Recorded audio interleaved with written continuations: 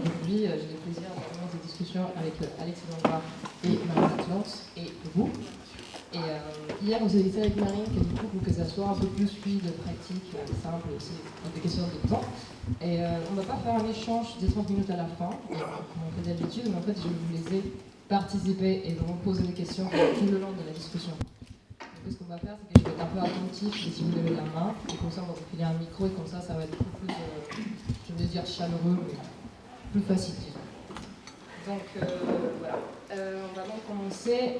Au début, j'avais prévu de diviser, plutôt séparer la table ronde en deux. Mais je me dis qu'en vrai, dans tous les cas, on va finir par parler des queers d'une façon très très profonde. Donc on va juste commencer par un truc un peu plus général, qui est donc la fabrication d'un film tout court. Et voilà, commençons. Donc Alexis, tu es cinéaste et scénariste. Tu as fait des études à Paris 8, mais aussi à Paris Cergy. Aux arts des arts. Et tu as réalisé plusieurs courts-métrages, notamment Bellator Laser, Les démons de Dorothy, qui a eu pas mal de succès dans pas mal de festivals. Tu me disais hier que tu as commencé à faire des films enfants avec tes cousins. Et je trouvais ça très important de le dire parce qu'on va revenir sur ça, sur la façon comment on apprend les cinémas et qu'on commence à aimer. Et aussi avoir l'envie de faire des films. Tu as fait notamment les démons. Les rêves du drame qu'on a regardé hier au cinéma, et c'est ton premier long métrage. Donc voilà. Et Marine Atlante, tu es donc chef opératrice et cinéaste. Tu as notamment fait, je vais dire notamment, je vais revenir sur ça, on me laisse cette phrase. Tu as fait un BTS audiovisuel et tu as fait de la tennis. Et j'ai dit cette question un peu d'étude parce que je trouve que c'est très important en fait, de savoir aussi où se forment les personnes qui en internet, avec qui on va discuter. Ta filmographie elle est assez riche puisque tu as notamment signé l'image de pas mal des premiers films des cinéastes de ta génération. Donc, pour citer quelques-uns, il y a Jessica Forever de Jonathan Vinel et Carole Poggi. Il y a donc Nos cérémonies de Simon Piet. Ensuite, il y a Foudre, les films suisses en fait, qu'on a eu le plaisir de projeter l'année dernière au festival, qui était aussi en compétition et qui a représenté la Suisse aux Oscars, je ne me trompe pas. Ensuite, on a un film que je voulais vraiment mentionner et que j'aime beaucoup, c'est Les Ravissement d'Iris Kadenbach. Et donc cette année, tu as participé aussi à la réalisation de Les Reines du Drame. Et en fait, juste pour commencer à ouvrir un peu les débats, je voulais revenir un peu sur tes mots. Et j'ai lu sur un interview une phrase qui m'a beaucoup marquée et donc je voulais te dire. Et donc, c'est important pour moi de faire des films avec des cinéastes de ma génération pour repenser la manière dont on les fabrique, pour réfléchir à une logique d'horizontalité sur un plateau, mais aussi pour renouveler les formes. Du coup, pour ouvrir la discussion, je voulais te demander si tu nous en parles un peu plus sur cette notion de horizontalité sur un plateau et comment tu imagines cet renouveau de forme.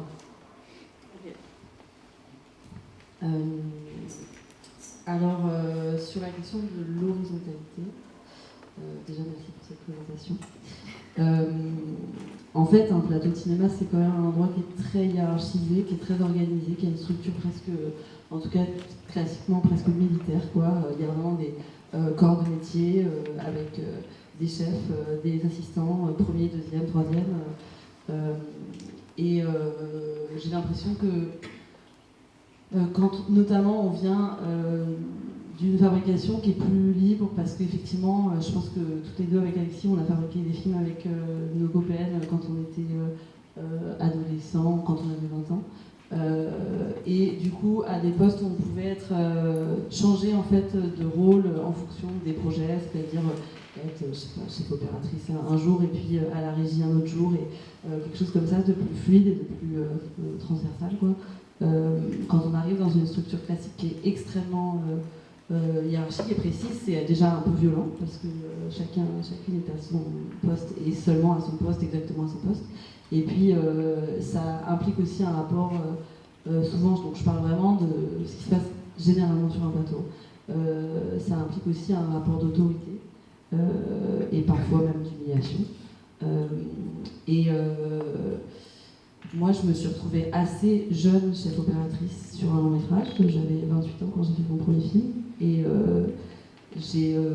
du coup, j'ai dû me poser la question de mon rapport au pouvoir, de mon rapport à mon équipe, de comment penser les choses un peu autrement. Et puis, forte aussi de, je pense, mon expérience de fabrication avec des amis, en fait, où aussi, du coup, la position d'autorité n'a pas lieu d'être. J'ai en tout cas essayé de réfléchir à comment on pouvait faire différemment. Et pas, évidemment, c'est ce qu'on disait hier, c'est pas qu'il n'y a plus de hiérarchie, c'est pas que tout le monde réalise le film au même endroit, mais c'est en tout cas essayer de pas impliquer de rapport d'autorité, de rapport de domination, et de permettre qu'en fait travailler, c'est pas que les gens ne donnent pas le meilleur d'eux-mêmes quand ils sont sous pression, quand ils ont peur de rater, et je crois que c'est plutôt d'être dans un rapport de confiance, d'être aussi dans un rapport un peu d'autodérision à son propre rôle. C'est-à-dire savoir un peu se moquer de soi-même et se dire qu'on performe aussi beaucoup les choses quand on est sur un plateau, on performe son poste. Moi, c'est un poste effectivement qui a la responsabilité. Donc, quand j'arrive, j'ai 28 ans, je suis une femme, je suis petite. En fait, je suis obligée d'avoir un peu d'humour sur ce que je suis en train de faire. Et du coup, ça vient aussi c'est disruptif, quoi. Ça vient annuler un peu le sérieux de l'organisation hiérarchique. Et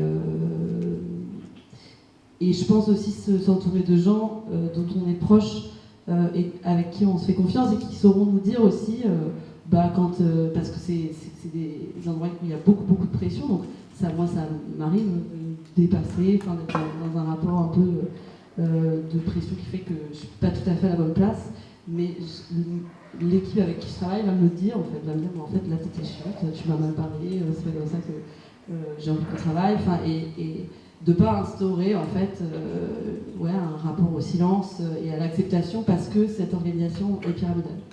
Voilà. Alexis, pour toi, quels seraient les liens, s'il existe, entre queer et horizontalité?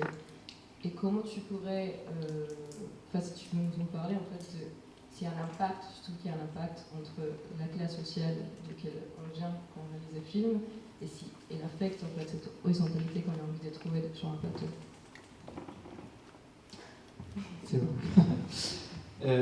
Moi déjà effectivement comme tu disais tout à l'heure, je viens pas du tout d'un milieu ni cultivé ni cinéphile, donc plutôt très prolo, et le fait de faire des films entre amis aussi, ça a quand même pas mal. J'ai pas été accepté dans les écoles de cinéma, j'ai pas fait la FEMIS, j'ai tenté aussi les arts déco, ça n'avait pas marché, donc mon rapport au cinéma il est déjà d'être passé par tous les rôles. Parce que de faire des films sans argent avec les copains, c'était aussi connaître tous les rôles et connaître aussi tous les aspects d'un tournage, d'avoir un peu expérimenté ça. Et c'est vrai que en travaillant avec les copains, et d'ailleurs je pense que tout est perfectible, et d'ailleurs comme disait Marine, un plateau c'est extrêmement stressant, donc parfois personne n'est parfait, donc il y a peut-être de la pression, des énervements, etc. Mais effectivement, d'être dans un cercle où, en fait, on est toujours en train de réfléchir à...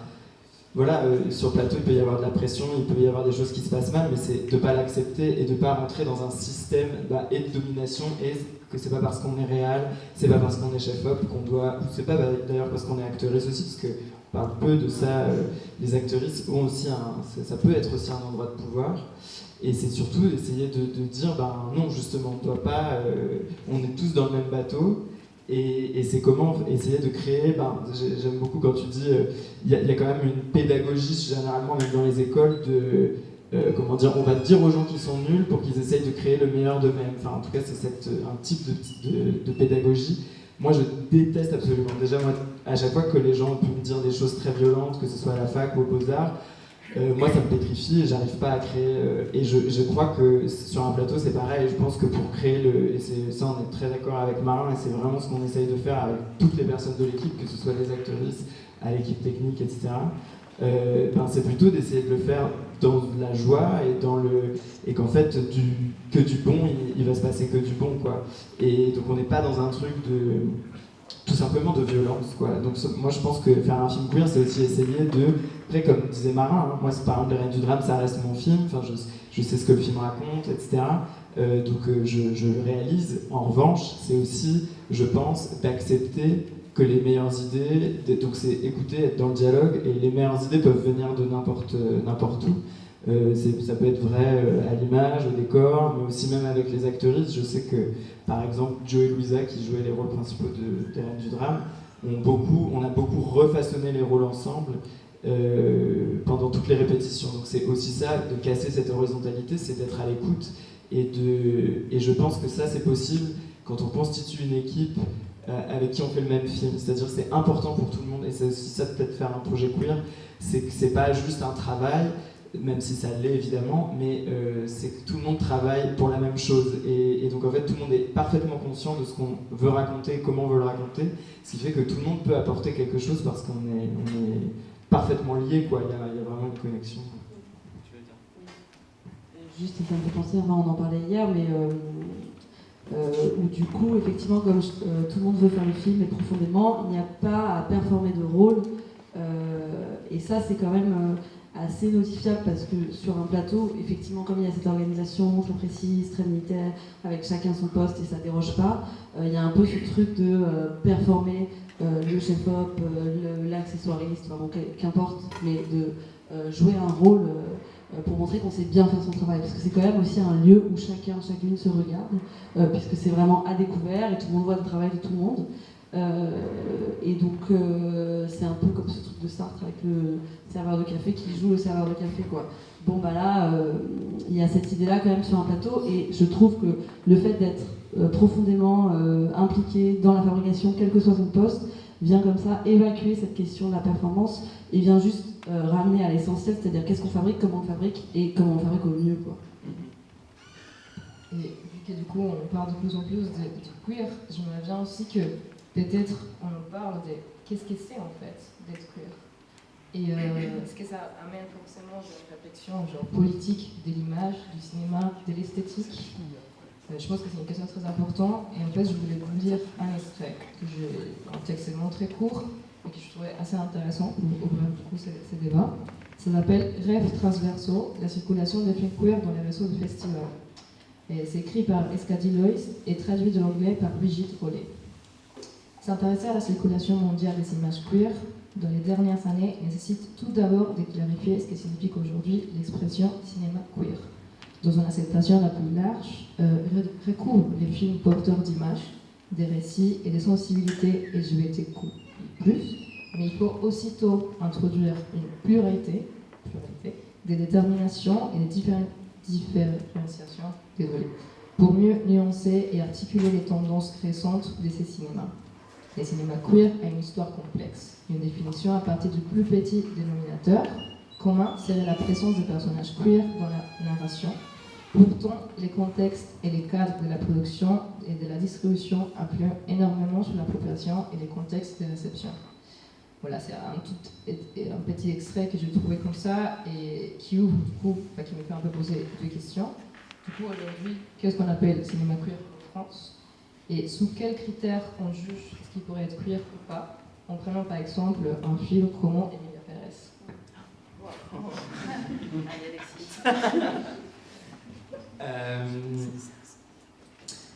Déjà, moi, un film queer, par exemple, il y a quelque chose qui me gêne dans la question quand on parle de représentation, souvent je suis pas d'accord parce que je suis pas d'accord. Peut-être qu'il faut que tout existe, mais en tout cas, je pense qu'une représentation non politisée, pour moi, c'est pas une bonne représentation. Et quand on voit que les plateformes complètement capitalistes, etc., c'est pas par amour des LGBT, je pense que elles ont fait des rom-coms avec des gays et des lesbiennes, quoi. Et je pense qu'en plus, pour moi, ça reste dans des codes et des normes extrêmement hétéronormes. Et pour moi, faire un film et juste changer des personnages hétéros et mettre des personnages LGBT, il y a quelque chose qui n'est vraiment pas queer. Pour moi, queer, c'est évidemment proposer un regard sur nos communautés. Déjà, je pense quand même qu'il faut que ce soit des gens de notre communauté, donc peut-être qu'un film queer ne peut être fait que par une personne queer, déjà, je pense. Et aussi, c'est surtout c'est une question sur la représentation.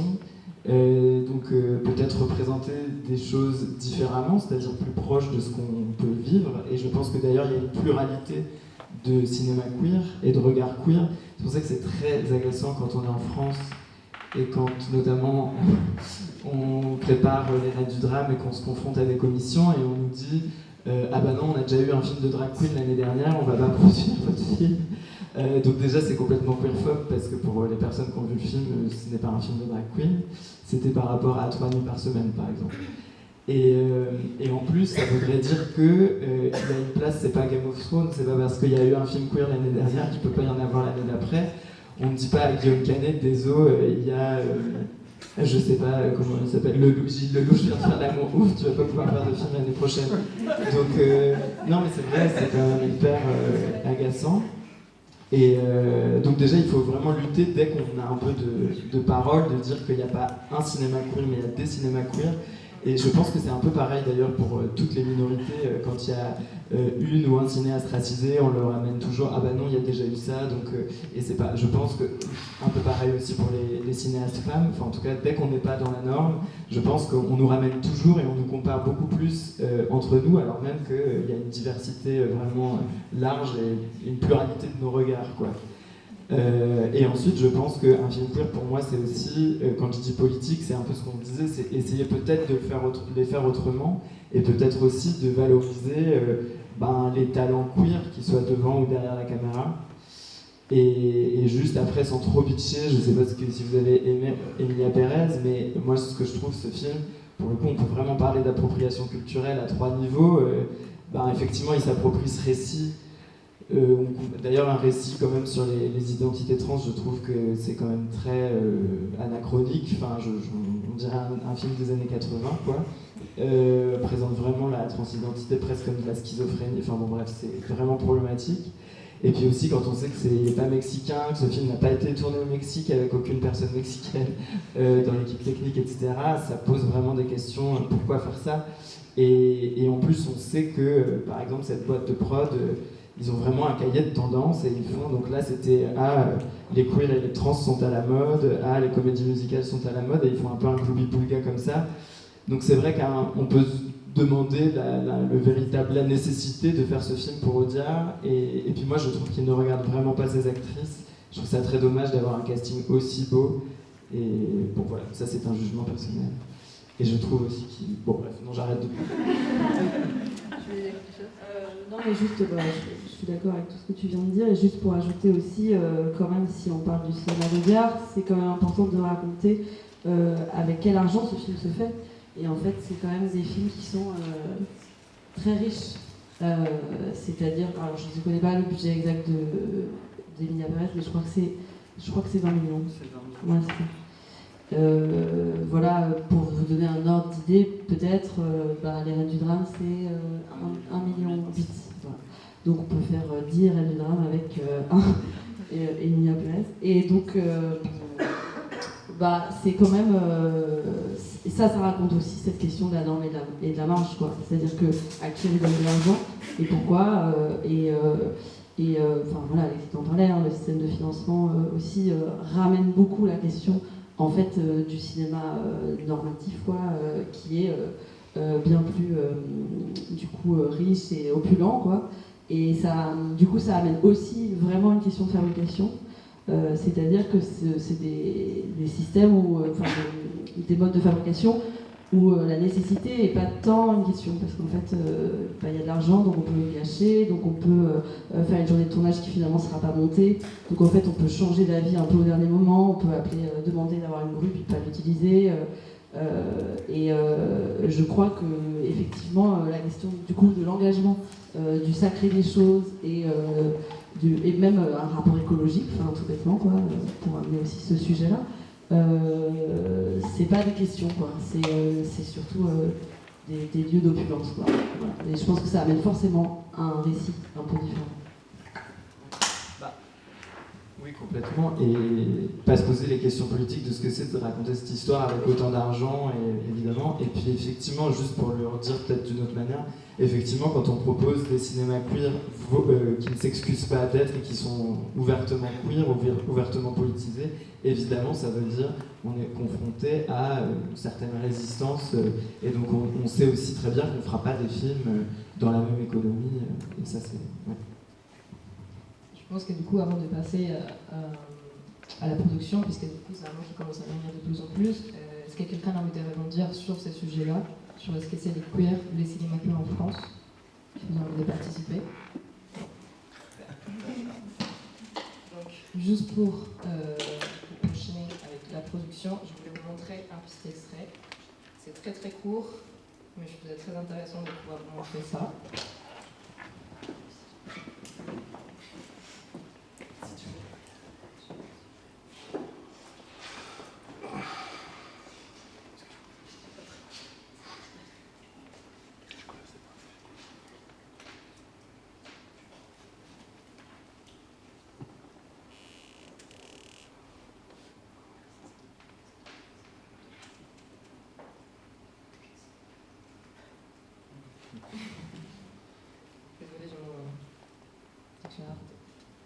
Alors. 30 years since John Waters made his first 8mm film for $30 in 19... Pardon, je vais vous mettre les sous-titres un peu, même s'ils sont automatiques. Mais ça aide. 1972, his cult classic film Pink Flamingos received this accolade from Variety, the show business magazine. They called it, quote, one of the most vile and stupid and repulsive films ever made. That didn't stop America's preeminent satirist from making movies stamped with his own signature of depravity. His newest film, Serial Mom, stars the unlikely candidate Sam Waterston and Kathleen Turner, in what some critics are ironically saying is the role of her career. John Waters joins us now to talk about the film and the evolution in his own career. Welcome. Thank you. Now, you're not supposed, and I've just got to get, this career thing is not going well for you. Right. You know, you're not supposed to be a mainstream filmmaker. Pink Flamingos, I mean, Variety Right. had some insight. That was a great review. We used it in the ad. I know. That showed some insight into your personality, didn't it? Yeah, I mean, tell me, before I show you these reviews, what has been your philosophy about making movies? Well, I try to make myself laugh first. My first test screening, my first focus group. Well, yes, but sick and happy. That's a big difference. Voilà, on s'arrête. Désolé. Mais je vous invite à la regarder, elle est sur YouTube et c'est très intéressant. Donc.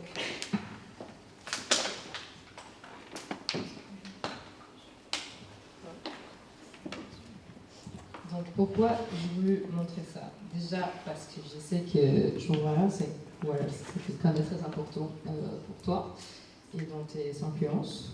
Et bon, peut-être qu'on pourrait juste aussi parler de ça comme au début. Pourquoi c'est important pour toi? Je pense que c'est aussi une idée des troupes en fait. Ce qui défend dans un cinéma, c'est une façon de travailler avec très peu de ressources, si on peut dire ça, mais aussi dans un soutien fait par ses amis, dans un truc très global. Voilà, on commence par ça.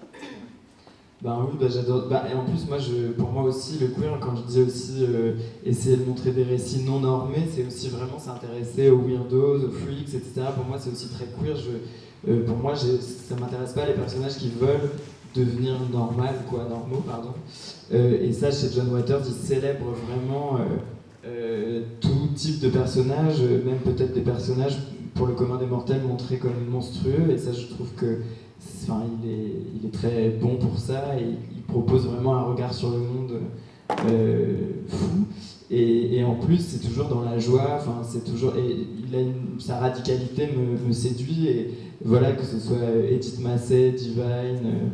Bref, là j'ai plus le reste des noms, mais notamment son amie qui joue dans absolument tous ses films. J'ai oublié. Oui, et effectivement, il y a le fait qu'il fasse des films aussi, qu'il ait fait des films d'abord avec rien. Après, je tiens à nuancer, John Waters vient quand même d'une famille plutôt assez aisée. C'est ses parents qui payaient ses films, mais il ne voulait pas voir ses films, mais il payait ses films quand même. C'est aussi marrant, quand même. Voilà, il vient pas de nulle part tout à fait.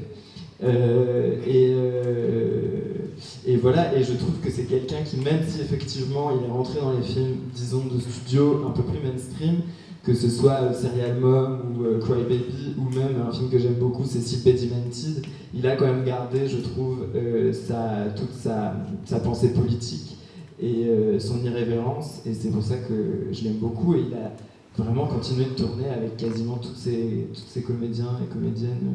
Ouais, c'est ça que je trouve beau. Juste pour revenir sur la question des productions, comment ça finance un film queer aujourd'hui en France, surtout quand on va demander des subventions à un système qui est peut-être pas en accord avec la vision qu'on a du cinéma, aussi avec un système qui peut aussi, tu parlais tout à l'heure de retour de commission, comment si on fait pour inclure ces retours-là quand on sait très bien que c'est fait par des personnes souvent classistes et on va même dire homophobes. Donc en fait, comment pour faire ça, pour produire un film aujourd'hui? Il y a deux choses, je veux juste faire une mini intro un mini détour parce qu'il y a aussi plein de personnes qui me disent, justement, contrairement à John Waters ou quoi, on est aussi dans un circuit voilà, on a passé les commissions pour le CNC, etc. Il pourrait y avoir proposé autre chose, notamment plus alternatif, essayer de faire des... Et donc c'est très intéressant, mais ce qu'il faut que la réflexion, c'est déjà dans les cours, je l'ai beaucoup fait, on a beaucoup fait de films autoproduits pendant près de 15 ans. Et c'est vrai qu'en tant que personne queer, quand tout le monde est précaire, au bout d'un moment, quand les gens donnent tout, on a aussi un petit peu envie que les gens soient rémunérés.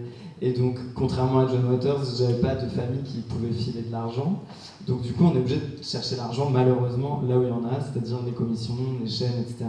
Donc c'est aussi pour ça que ce modèle alternatif, même si ça serait... J'adorerais qu'un milliardaire queer nous finance et voilà, qu'on nous trouve une manne secrète d'argent, mais malheureusement, c'est pas le cas. Et donc, on est obligé de passer par ce système classique. Ouais. Et pour compléter, effectivement, généralement, je pense à par exemple Cassavetes qui a beaucoup fabriqué ses films dans des systèmes un peu à côté. En fait, finalement, c'était des systèmes où ils payaient pas les techniciens, les techniciennes, ces acteurs, ces actrices. Effectivement, parfois, prendre des chemins un peu de travers, c'est aussi garder les gens dans la précarité, quoi. C'est ça, et puis aussi, Cassavetes avait été... c'était un acteur, il jouait, il remettait son propre argent, etc. Donc c'est vrai que s'il y avait un moyen de trouver, d'avoir de l'argent, mais en tout cas moi c'était vraiment de payer les gens pour tout le travail qu'ils ont fait, surtout que ce film, encore une fois, on a eu très peu de temps de tournage, tout le monde a vraiment donné un morceau de son âme pour faire son film, tout le monde était surinvesti, c'est pour ça que le film a pu se faire. C'est évident qu'il faut payer les gens, et je pense que c'est malgré tout aussi ça, respecter le travail, ça aussi c'est queer, donc respecter le travail, c'est payer les gens, quoi. Même si, à mon avis, ils n'ont pas été payés à la hauteur de leur travail. Ça, c'est peut-être là pour les premiers films, quoi. Mais après, comment on se confronte à ces commissions? Franchement, c'est encore une fois être hyper bien entouré. C'est-à-dire que là, une grande partie de l'équipe, Marine, du coup, était déjà sur le projet bien avant qu'il soit financé. Inès, la productrice, est vraiment une alliée. Voilà, elle comprenait le film et en fait... contre l'adversité, on faisait front, on était en groupe, et donc c'est ça qui fait qu'on ne se décourage pas par rapport à ces retours parfois violents, ces retours effectivement classistes, homophobes. Parce que là, le film, il remplit effectivement deux choses, c'est-à-dire que déjà s'intéresser à des chanteuses pop, s'intéresser au milieu de toutes ces chanteuses que finalement les gens ne trouvent pas intéressantes, c'était vraiment aussi ça le projet du film, de montrer un regard amoureux alors que le monde les trouve parfois trop frivoles ou superficielles. Mais en fait, c'est exactement ce qui s'est passé en commission aussi. C'était à la fois, évidemment, la dimension queer du film, mais aussi de s'intéresser à ça. C'était pas digne du cinéma, quoi. Donc il fallait résister, et on a résisté en étant ensemble et en n'écoutant pas ces retours. Après, parfois, en commission, il y a aussi des retours qui font grandir le scénario, ça arrive aussi. Donc dans ce cas, on réécrit, on essaie de comprendre, mais c'est vrai que c'est difficile de que répondre à la bêtise quand c'est juste des commentaires homophobes et classistes. En fait, on essaie juste de pas y penser et d'aller voir un autre guichet, là où peut-être on trouvera plus d'argent, quoi. Mais par exemple, le film, il n'avait pas eu de chèque pendant très longtemps. Arte nous avait dit, c'est un film qui préfère faire la révolution plutôt que du cinéma. D'ailleurs, je trouve très con parce que c'est deux beaux programmes de faire la révolution et du cinéma en même temps, quoi. Et puis d'ailleurs, il y a plein de cinéastes qui ont eu cette ambition. Et oui, aucune chaîne n'en voulait. Bon, finalement, Arte l'ont pris, mais une fois que le film était fini. Oui, c'est ça, c'est-à-dire qu'ils achètent une fois qu'ils ont vu. Il y a aussi ce truc de ne pas pouvoir s'imaginer que ça va être réussi, que ça va marcher, de ne pas pouvoir se projeter dans ce à quoi ça va ressembler. Parce que aussi, je pense que tu as une écriture très fourmillante, très intelligente, très vive. Et je pense qu'il y a un truc, il faut pouvoir se projeter sur ce à quoi ça va ressembler en termes de mise en scène, quoi. Et il y a un peu ce truc de, une fois que le produit est fini, quoi, on achète parce que ça marche, parce que c'est bien, mais on prend pas le risque de mettre de l'argent avant de voir le truc. Moi, je voulais faire peut-être un parallèle entre la production entre les deux films, parce que du coup, le tien, il vient d'être sorti, mais le tien, il est en préparation. Je ne sais pas si tu es un peu à l'aise avec de partager, mais en fait, je pense que depuis hier, j'entends, t'en parles beaucoup, et je pense que c'est très intéressant aussi de voir en fait ces différences-là, que ce soit pour les retours des commissions, que ce soit dans la préparation, que ce soit dans les budgets. On en parlait, moi effectivement, donc je suis en train de préparer mon premier long métrage qui raconte donc très rapidement l'histoire d'un voyage scolaire d'une classe à Montpellier. Dans le film, il y a des histoires d'amour queer. On se demandait justement, moi le film se finance plutôt facilement.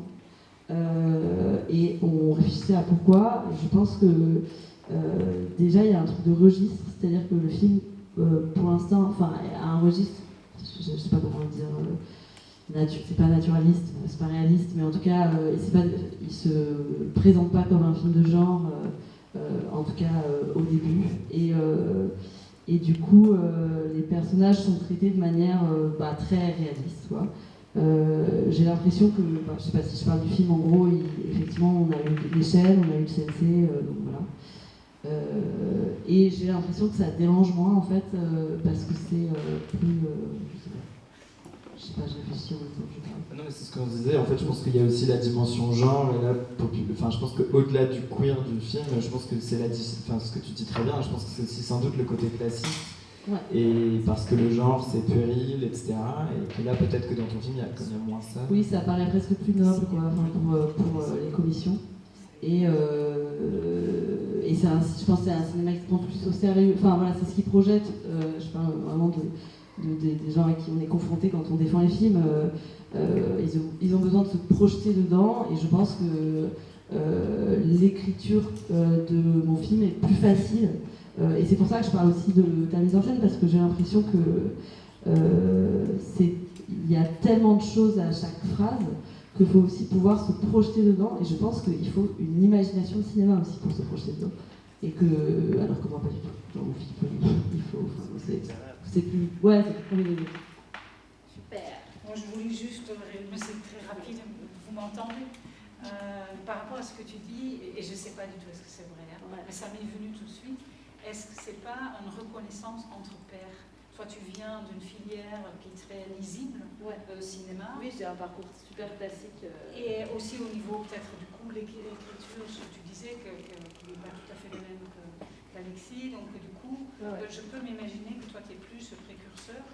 Il y a peut-être 5-10 ans, il y en a certains qui vont dire merci, parce que tu as ouvert quelque part la brèche. Là, on te reconnaît. Oui, et puis je pense que moi j'ai un profil rassurant parce que j'ai fait des films en tant que chef opératrice, que j'ai fait la féministe effectivement, que j'ai un peu coché les cases. Et après c'est aussi ce truc de savoir jouer de ça, et c'est presque on apprend ça quand on doit fabriquer des films, de quoi dire à qui pour réussir à avoir de l'argent, quoi. Donc on devient malin parce qu'on n'a pas le choix, mais oui, c'est sûr. Oui, c'est une stratégie que tu repères dès le départ. Ouais. Et entre vous, entre pairs, on se repère. Du coup, tu coches les cases, là où il faut peut-être penser une autre vocabulaire à la suite. Après, effectivement, là, pour ça, il y a des choses qu'on a eues en commun, mais qui, toi, tu as utilisé en cinéma, tu vois.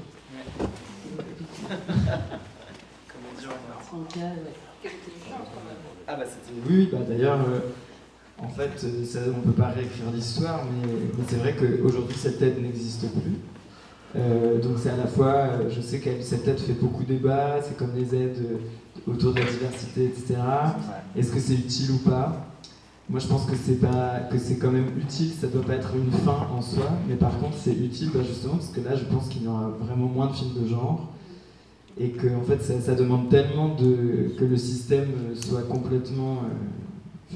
ça demande une réflexion tellement grande et il faut faire presque table rase pour que plein de genres de films soient soutenus, que ces aides aidaient quand même des cinéastes un petit peu plus, disons, étranges, différents, moins dans un cinéma peut-être plus auteur, quoi. Même si ça peut être très auteur de faire un film de genre, mais en tout cas ce qu'on appelle film d'auteur en France. Ouais, je sais pas si le film au CNC classique, il aurait été soutenu, et s'il n'y aurait pas eu cette aide et qu'on n'avait pas été soutenu par ce film de genre, le film n'aurait jamais pu exister, parce que c'était la première aide qu'on a eue, et qu'ensuite, grâce à cette aide, on en a eu d'autres, mais c'est toujours la difficulté d'avoir la première aide aussi quand on fait un film. Notamment les chaînes télé, je crois qu'elles ne donnent jamais tant qu'on n'a pas. Oui, et puis là, il faut dire qu'on parle vraiment même presque de marge dans la marge, c'est-à-dire qu'on parle déjà du cinéma d'auteur, c'est-à-dire qu'il y a aussi des films qui se font sans aucun argent public, et avec des chaînes et Pathé, Gaumont, et c'est des films qui se montent sur des têtes d'affiche. Donc là, effectivement, on parle de la niche dans la niche, quoi. C'est-à-dire le cinéma queer dans un... Mais ces films-là, de toute manière, il n'y a pas de films queer qui se font avec Gaumont, Pathé, ou voilà, ce système. Je passe le micro, c'est ma soeur. Non, je peux parler comme ça. Okay. Je voulais vous demander, que ce soit au niveau de la production des chaînes de diffusion, parce qu'à un moment donné, on vous a demandé de faire des concessions, d'enlever certaines choses, ou vous censurer sur certains points.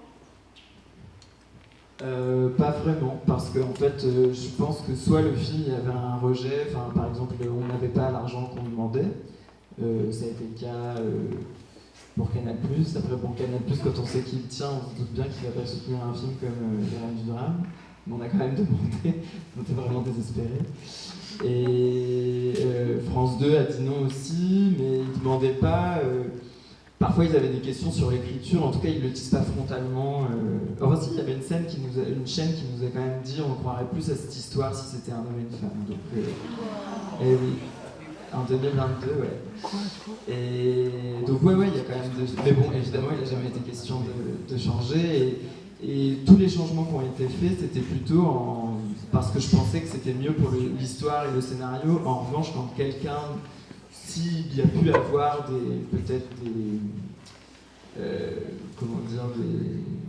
pas des demandes comme ça frontales, mais en tout cas des gens qui auraient voulu que ça aussi change juste parce qu'en fait on sentait qu'il y avait de la gêne ou qu'il y avait une frilosité sur les sujets queer, ça non, on n'a jamais changé.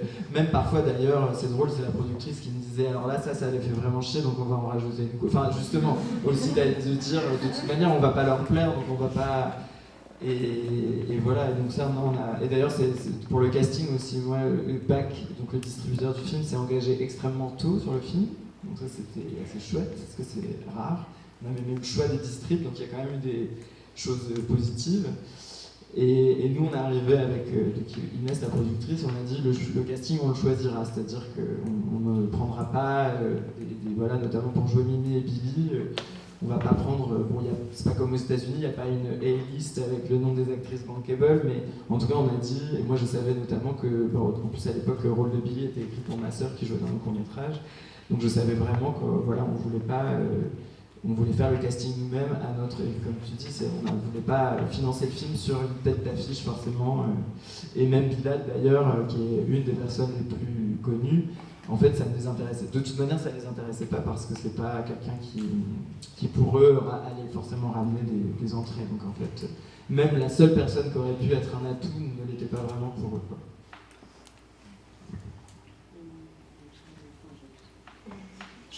J'ai rien dit. On t'a pas demandé des choses. Ah si, il y a une question. Ah, c'est bon. Je me demandais comment on fait pour réussir à faire un film quand justement on ne vient pas de grandes écoles et qu'on n'a pas un parcours déjà privilégié. C'est vraiment une réponse à la fois bête, simple et en fait c'est très long, mais il faut faire des films. Et envers et contre tout, c'est-à-dire moi par exemple Carlotta qui a coécrit le film avec moi, d'ailleurs le film est dédicacé à la fin, on s'est rencontrés, on avait 15 ans, on était en option théâtre, et tous les étés on faisait des films, au début on les co-réalisait. Et ensuite, quand je suis arrivé à Paris, moi je réalisais seul, soit on écrivait ensemble, soit elle jouait dans les films, etc. Et vraiment, il y avait un rendez-vous. J'étais obsédé par ça, il fallait que tous les étés, je fasse un film. Donc je l'écrivais pendant l'année, et ensuite on se regroupait. Donc au début, il y avait vraiment zéro thune, autoproduit. Après, je me démerdais à la fac, il y avait je sais plus comment on appelait ça, mais il y avait une sorte de bureau étudiant où on pouvait avoir 3 000 ou 4 000 euros. Ben, du coup, j'utilisais ça. Donc j'étais un peu productrice, je faisais les trucs, je gérais l'argent. Je filmais, etc. Et en fait, comme ça, petit à petit, à force de faire des films comme ça de manière très autoproduite, quoi. Après, j'ai commencé à... Il y a des films qu'on tournait un peu en festival, parce que je les envoyais en festival. Du coup, rencontre avec des productrices. Premier film produit. D'ailleurs, non, pour celles et ceux qui n'ont pas fait encore de film produit, je vous invite, ça c'est un truc qui a un peu changé, enfin, qui a été hyper important pour moi, ça s'appelle Le Grec. C'est le groupe de recherche et d'expérimentation cinématographique. Et en fait, ça, c'est une institution, une association vraiment folle. Donc vous pouvez envoyer un scénario, mais ça peut même être un peu différent. En tout cas, c'est un scénario peut-être moins classique que les commissions qui demandent des productions, par exemple, comme les guichets CNC ou les guichets région. Et en fait, on a une petite somme, donc c'est 15 000 euros, je crois, 15 ou 18. Donc ça reste relativement un petit budget. Et par contre, il faut tout faire soi-même, mais c'est pareil, ça aide aussi à comprendre comment ça marche. Et ça finance des premiers films. Ça, c'était un moment, enfin voilà, faire avec Le Grec, c'est quand même assez chouette comme découverte. Et après, c'est ensuite rencontrer des producteurs et des productrices avec qui on s'entend et avec qui on a des envies de cinéma similaires, quoi, une même passion. Et moi, ça a vraiment été la rencontre du coup avec Inès qui a coproduit mon dernier cours, où ensuite on est allé, elle m'a dit c'est parti, lançons-nous dans le long, quoi. Mais tout ça, voilà, je l'ai résumé en 3 phrases, mais ça a duré 15 ans, quoi. Voilà. Par contre, c'est long, bah oui, mais bon. Mais c'est cool déjà d'avoir réussi à faire un an, c'est vraiment incroyable, quoi. Oui, non, parce que je réfléchissais pendant que tu parlais, effectivement, par rapport, par exemple, à la trajectoire de Iris Kattenbach, parce que tu en as parlé sur Le Ravissement, qui est une réalisatrice qui sort de la FEMIS en scénario et qui a produit son premier long métrage sans avoir réalisé de court métrage avant, enfin un à la FEMIS. Et c'est quand même intéressant sur cette question de la marge et de la norme, c'est-à-dire que écrire des scénarios, c'est pas réaliser des films. Enfin, c'est vraiment pas pareil, dans le sens où c'est de la littérature, enfin c'est de l'écriture, c'est de la structure, mais c'est pas de la fabrication concrète du langage, quoi. Et je pense que effectivement, il y a cette notion. Enfin, je t'entendais parler, je me disais, mais voilà, t'as commencé il y a 15 ans, et il y a vraiment cette idée de faire ses preuves, de devoir faire ses preuves. Et ça, c'est ce qu'on demande à la marge, en fait, c'est de faire ses preuves, alors que il y a des espaces où on n'a pas à le faire, quoi.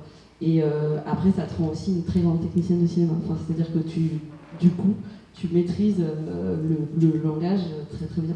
Puis c'est surtout de savoir ce que c'est un plateau et aussi peut-être respecter l'équipe quand on a fait tous les... C'est vrai que des fois, il y a des réalisateuristes qui débarquent sur un plateau parce qu'ils ont écrit un scénario et en fait...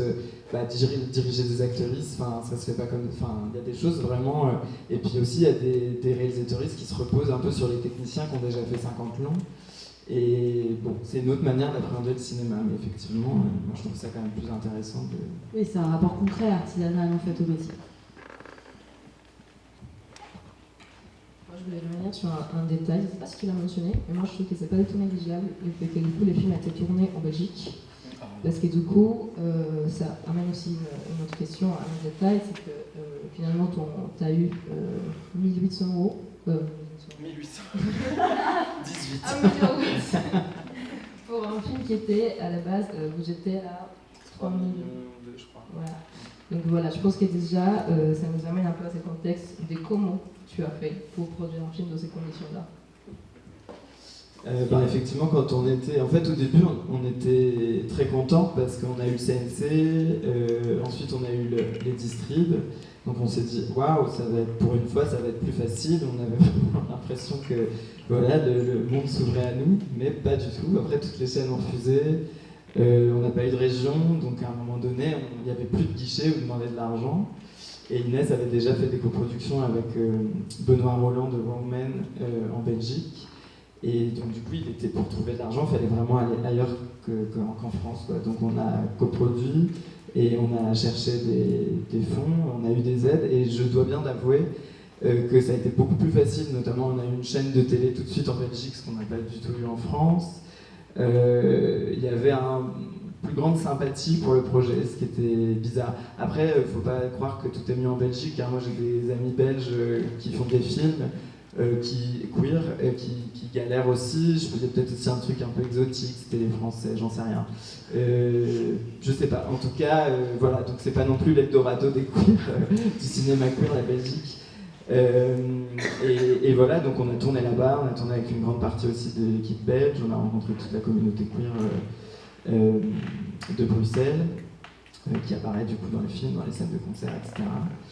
Et donc oui, parce qu'on n'avait pas de... Ça c'est vraiment l'intelligence et la débrouillardise d'Inès qui va chercher des solutions, notamment trouver de l'argent là où il peut y en avoir, quoi. Et puis après, il y a eu aussi une phase assez compliquée, c'est-à-dire que 2-3 mois avant le tournage, Inès m'a dit par contre, si on veut que le film existe, on va pas pouvoir faire le film qui est écrit, puisque ça coûte trop cher, on n'a pas l'argent. Donc du coup, il va falloir couper 20 pages de scénario. Donc du coup, j'ai coupé 20 pages de scénario, j'avais écrit avant le tournage. Donc c'est aussi ça, pour que le film existe, il fallait faire des sacrifices. Et puis en vrai, c'était pas mal de couper finalement. Et parce que tout s'est refondu. En fait, c'était un moment au début douloureux, puis finalement assez excitant. Et je pense que c'est ça aussi de faire des films queer, c'est que pour exister, il faut trouver des solutions et imaginer des nouvelles manières de faire et de vivre, comme on fait d'ailleurs dans la vie. Et là, ce film, il n'a pas échappé à ça. Et c'est aussi l'inventivité de toute l'équipe, le fait de tourner en studio, le fait d'avoir aussi une équipe très soudée qui a plein d'idées, que ce soit à l'image, au décor notamment, pour que toutes les choses se transforment. On était très... un décor, on le réutilisait, on le saignait, on le transformait, on le retournait. Enfin, un décor servait 4 fois. Et c'est aussi ça, c'est être inventif.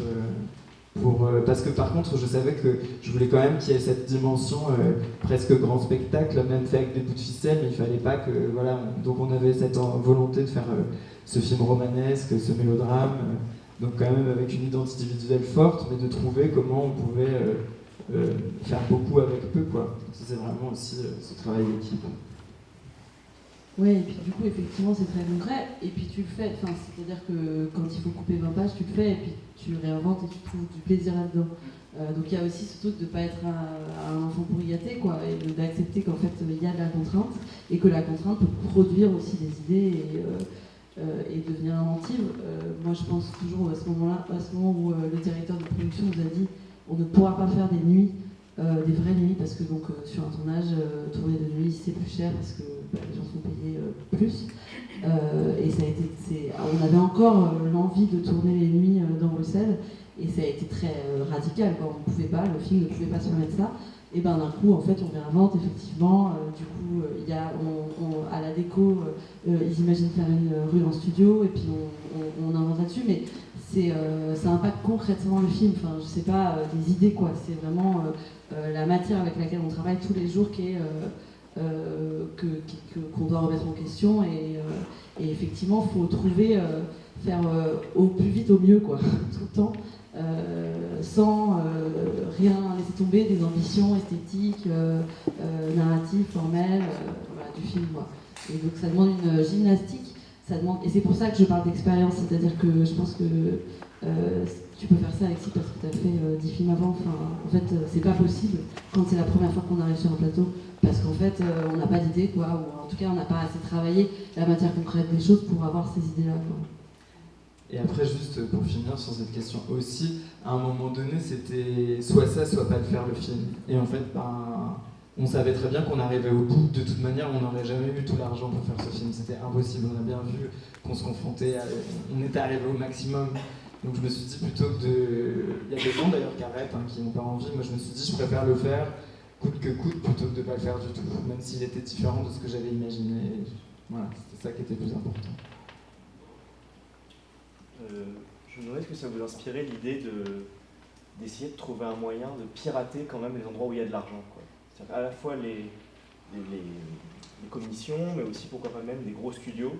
Est-ce que vous, c'est parce qu'en fait ça a existé parfois dans le cinéma, des gens qui font, qui se disent je vais quand même faire mon film, pas forcément queer, mais en tout cas marginal, je vais quand même réussir à choper de l'argent de quelqu'un qui en a beaucoup. Parfois, c'est des gens qui font plus jamais de films ou qui se... Enfin, il y a plein d'exemples, quoi. Et en même temps, il y a ce côté peut-être que vous n'avez pas envie de vous mettre dans ce risque d'aller pirater, trouver des trous dans le système, mais en même temps, c'est un moyen partant. Je sais pas ce que On ça a vous... trop envie de faire ça. Mais c'est dur en fait, parce qu'on a essayé de le faire, on se disait, ouais, le film a un potentiel à intéresser les gens de la mode, par exemple, et dans la mode, il y a plein d'argent. Mais finalement, ça ne nous a pas tellement intéressé.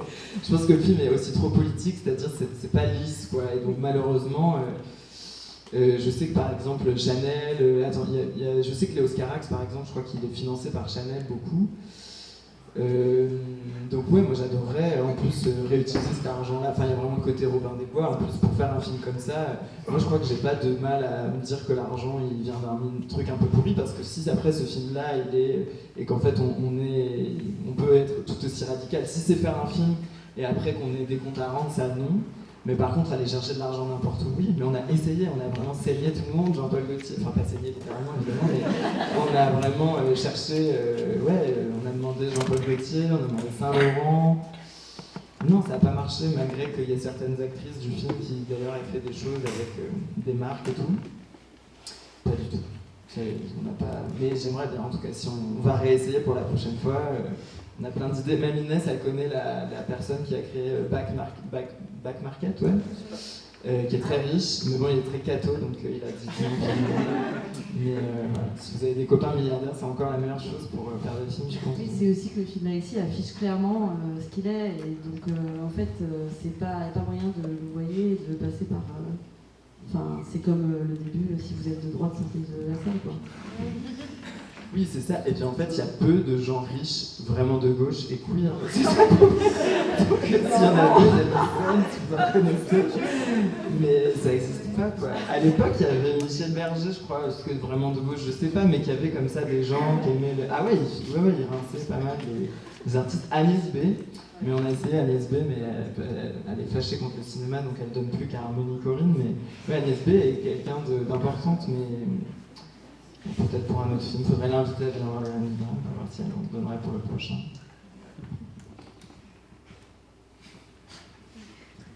J'allais poser une question et après ce que tu as dit, ça m'a complètement brûlé la tête. Non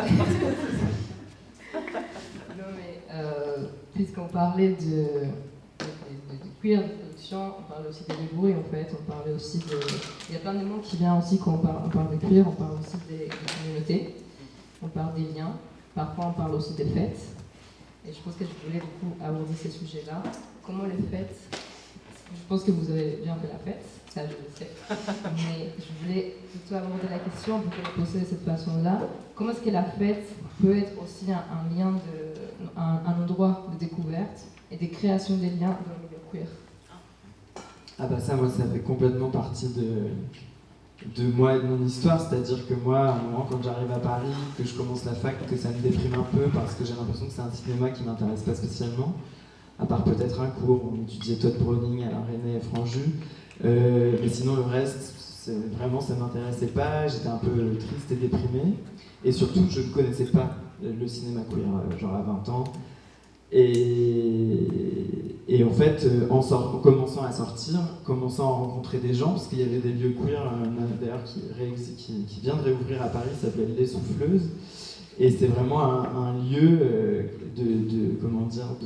qui crée le lien entre différentes générations de queer. Donc moi j'ai commencé à sortir avec des personnes qui avaient 10-15 ans de plus que moi, et donc du coup qui m'ont fait découvrir John Waters. On sortait, on faisait la fête, mais déjà aussi m'ont appris tout un pan du militantisme. Voilà, c'était des personnes qui étaient au Panthère Rose au début des années 2000, donc il y a un groupe queer militant. Il y avait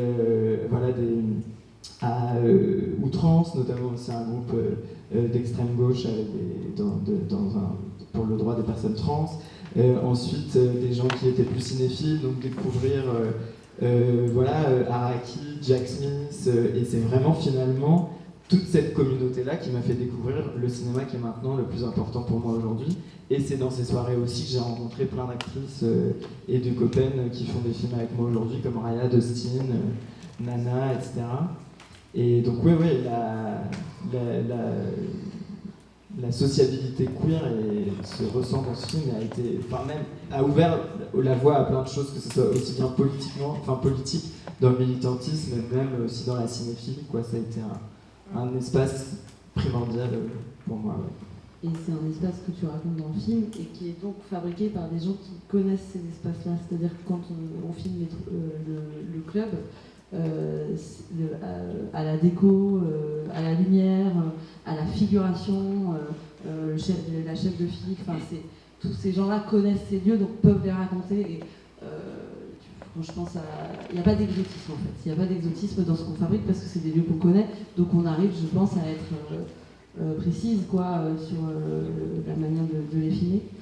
Et après, effectivement, on a fait la fête. Je pense à Anna, la chef d'éco, qui n'a pas bu une goutte d'alcool tout le tournage parce qu'elle était aussi sur un rythme de travail très très très intense, quoi. Mais je pense que c'est aussi ça qui est intéressant et surtout qui est touchant en fait. C'est que genre, on parle, pardon, je sais pas si on a parlé. Mais je pense aussi que c'est ça, tu vois, on s'apprend, il y a un truc entre nous, il y a un truc de vraiment, on prend soin de l'autre, on essaye d'apprendre des choses, on avance ensemble. C'est ça aussi que je suis hyper touchant en ce moment. En fait, on n'a pas les moyens, on est vraiment marginalisé. Je pense que les mots marginalisés, il est un peu dur parfois à caler parce qu'il est quand même fort.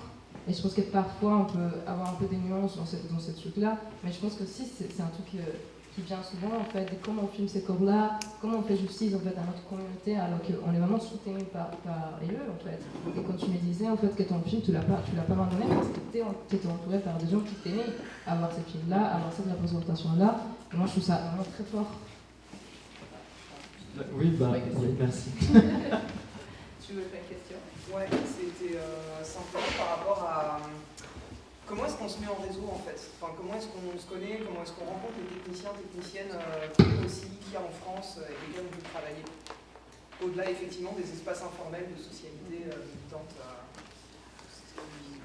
Moi je crois que y a notamment pour les actrices, maintenant il y a un annuaire des actrices queer qui existe. Donc pour Représente France, ouais. Mais il y en a un, je crois qu'il n'y a que ça. J'avais un autre nom en tête. Ça Représente France. Donc c'est pas que queer du coup, c'est surtout trans. Mais moi en fait, c'est aussi beaucoup en regardant des films et en allant en festival, de rencontrer des gens dont le travail nous intéresse. Et là on voit qu'il y a des gens queer, effectivement, ou dans des milieux plus alternatifs aussi. Je sais que par exemple on s'est beaucoup rencontrés, je commençais à rencontrer à la clé, soit à la clé, soit en faisant la fête, mais bon bref. Mais du coup, cinéma à la clé, ou voilà, des réseaux un peu plus alternatifs, de cinéma alternatif. Je sais que par exemple, il y a le Doc aussi à Paris, par exemple, où là, effectivement, on a l'impression qu'on rencontre à la fois des gens qui aiment le cinéma et qui sont dans une logique politique similaire. Donc voilà, et Marine, je l'ai rencontrée parce que j'aimais ses films et j'aimais son travail de chef-op, donc ça, pour le coup, c'était vraiment une rencontre tout à fait professionnelle. Pourtant, on avait plein de... Ouais, on s'était un peu ratés dans les endroits, mais voilà. Et oui, juste pour les techniciennes, c'est un peu plus compliqué. En tout cas, je sais pas, par exemple, moi je pense à mon équipe, chef électro, chef machino, c'est quand même des espaces qui sont souvent... très macho pas que, mais quand même. Moi, du coup, je me suis constituée une équipe de gens au fur et à mesure des films, parce qu'en fait, sur les plateaux, quand même, on sent assez vite les positions politiques des gens, parce qu'il y a tellement d'interactions que ça se voit. Il y a quand même il y a une Bible aussi 50-50 qui est une ressource, quoi. Pour des techniciennes surtout.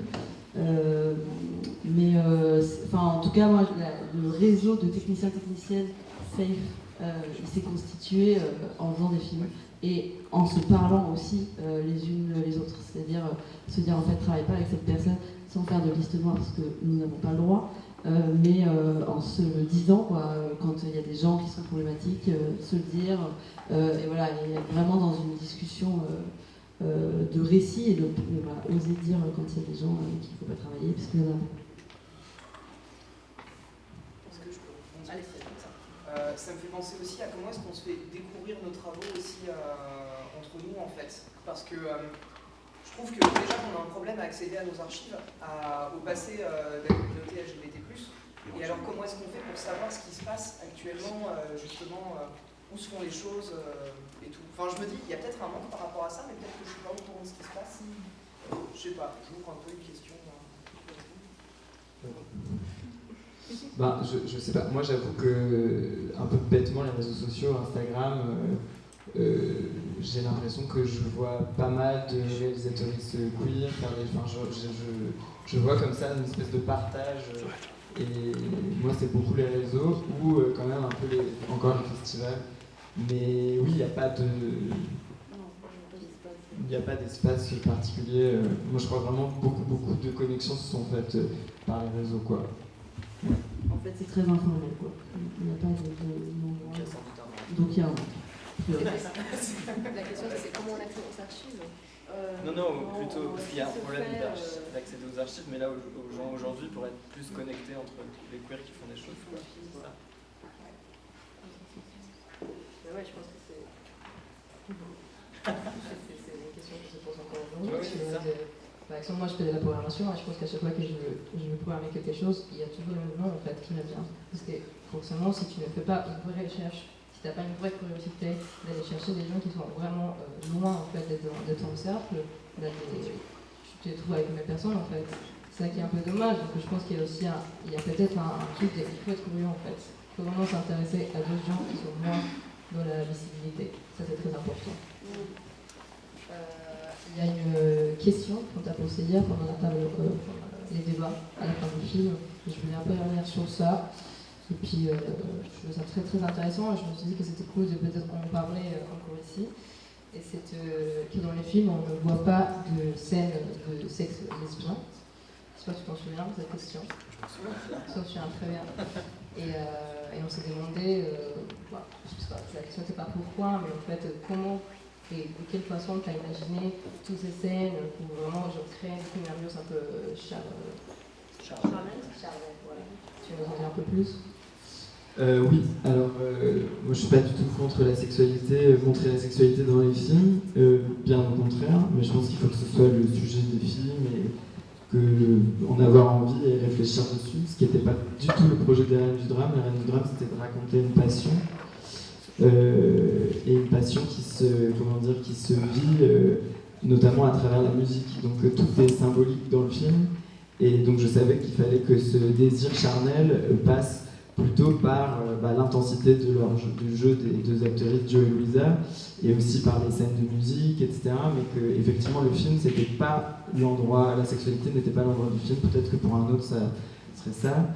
Et aussi le film était queer, et évidemment moi c'est vrai que je me suis posé la question évidemment vraiment ça me paraissait pas ma place à moi de filmer ces scènes, mais comme il fallait qu'on soit parce que voilà, dans cette histoire d'amour il y a aussi beaucoup de désir, il y a une dimension évidemment charnelle, tout passait par la mise en scène et par notamment il fallait que les baisers soient plus érotiques qu'une scène de sexe, quoi. Donc on a vraiment travaillé pas la métonymie, mais en tout cas plutôt il fallait symboliser ça, et donc on a travaillé, voilà, ça passait par la mise en scène, les chansons, et mais voilà, c'était plutôt le projet du film. Mais voilà, encore une fois, hein, c'est parce que c'était ce film-là, ce projet-là. Je trouve ça très intéressant de réfléchir aux représentations et de manière aussi plus queer. Je sais pas toi, parce que soit je sais que tu as des scènes de sexe dans ton film, peut-être que c'est intéressant que tu en parles. Ouais, j'ai des scènes de sexe dans mon film. Merci. Je suis pas. Non, je dis ça parce que je suis en pleine discussion avec les actrices sur ce qu'ils se sentent ou pas de faire. Donc je dis ça maintenant, mais peut-être qu'il n'y en aura plus. En fait, au final, non. Voilà, c'est une question. En fait, je sais pas, pendant que tu parlais, je réfléchissais, j'imaginais comment même un écran noir pouvait être sensuelle. Enfin, en fait, effectivement, c'est des questions de mise en scène et de quelle frontalité ou pas. Et je trouve que l'endroit du désir et l'endroit de la sexualité est vraiment pas un endroit frontal. C'est vraiment un endroit qu'on peut raconter par plein de biais différents. Et c'est pour ça, en tout cas là, dans la préparation de mon film, c'est des jeunes de 18 ans, donc c'est des questions qui sont évidemment intimes, complexes, délicates. Et en fait, on réfléchit aux propres limites de chacun, chacune. Et moi, j'ai l'impression que en fait, je vais pouvoir inventer en fonction de ces limites-là. C'est pour ça que je pense à ce truc d'écran noir. En fait, j'ai l'impression que c'est un espace qui est profondément suggestif, le désir, et donc j'ai l'impression qu'il faut juste de l'imagination. Voilà, je sais pas si je réponds à ça. C'est ça la force du cinéma, c'est aussi que tout, on peut retransmettre des émotions, des sensations, et qu'en fait, il n'y a pas besoin d'être frontal, tout peut devenir érotique, un regard, enfin, c'est ça aussi que de réussir à charger érotiquement un échange, c'est pas, enfin, en tout cas, c'est aussi ça qui est passionnant en termes de mise en scène, quoi. Oui, et c'est pour ça que j'ai l'impression que, en fait, la question des limites, elle est forcément d'abord humaine et intime. Et qu'en fait, après, la question du récit, elle s'arrange de ça, quoi. Est-ce que vous avez des questions dans la salle, peut-être? Je pense que juste pour finir, je voulais... C'est après aussi. Ah oui, c'est fait. Je voulais... Il y a une scène dans les films des Redmond Dorothy.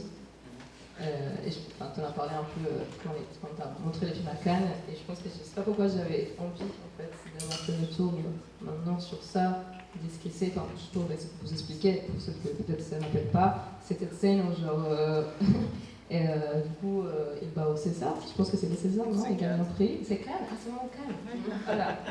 Et en fait, il est en train de recevoir les prix et ils deviennent tous des monstres dans la salle. Et en fait, il l'a eu. Oui, il l'a eu, et voilà, il y a tout ce processus-là.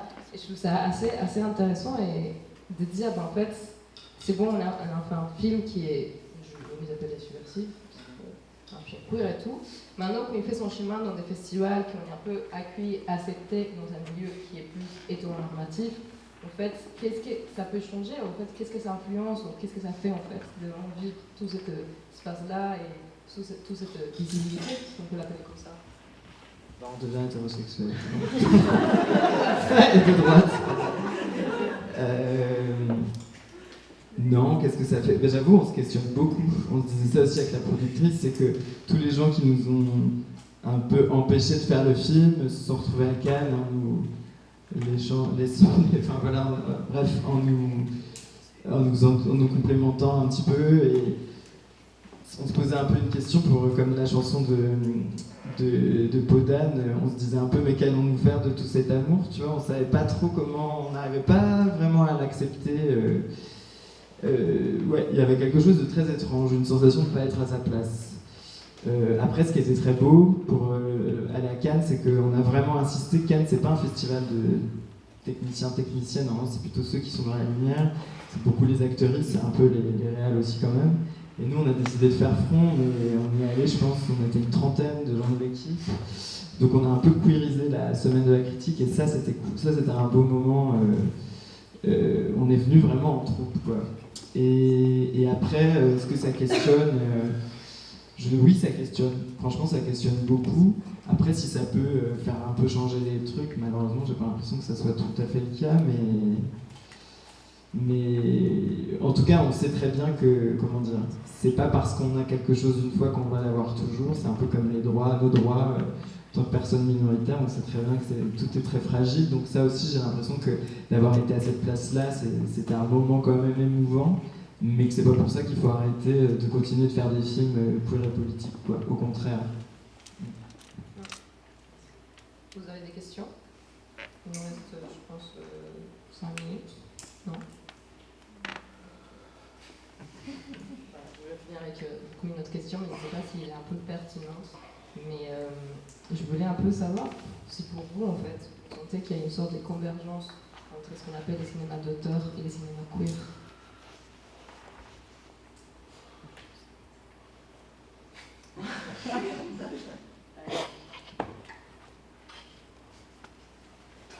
La forme de la réflexion. Comme ça sur le chat.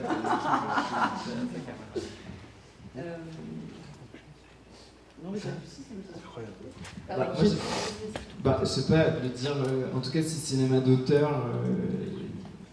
j'ai l'impression que tout le cinéma d'auteur est pas forcément queer, mais par contre, je pense que tout le cinéma queer est forcément cinéma d'auteur, quoi. Parce que, comme on le disait tout à l'heure, je pense pas que des grosses machines peuvent être profondément queer, puisque pour moi, queer, c'est une vision du monde différente, qui s'oppose un peu à la norme, qui essaie de créer des nouvelles formes aussi. Après, il y a peut-être un contre-exemple, j'ai vu un documentaire sur les sœurs Wachowski qui est d'ailleurs toujours disponible sur France Télé. Il y a peut-être les sœurs Wachowski qui ont réussi à faire dans d'énormes machines des films vraiment queer et politisés. Et peut-être Paul Verhoeven aussi avec Starship Troopers et Robocop. Peut-être qu'il y a d'ailleurs quelques auteurs qui arrivent à faire des films politiques, mais c'est toujours un peu des... Non, en France, pas. Bah peut-être deux, oui. Peut-être. Mais c'est un film d'auteur. C'est du cinéma d'auteur. Ouais. Mais c'est ce qu'on disait, oui, la marge dans la marge, quoi. En fait, l'espace de liberté qui est... Enfin, plus on a besoin de liberté, plus on est petit. Et c'est des anomalies quand il y a des films comme Les Sœurs Wachowski ou Starship Troopers, Robocop, Verhoeven. Je pense que c'est des gens qui arrivent vraiment bien à retourner le système. Ouais. Et je pense qu'ils se rendent pas compte, les grosses majors se rendent pas compte de ce qui...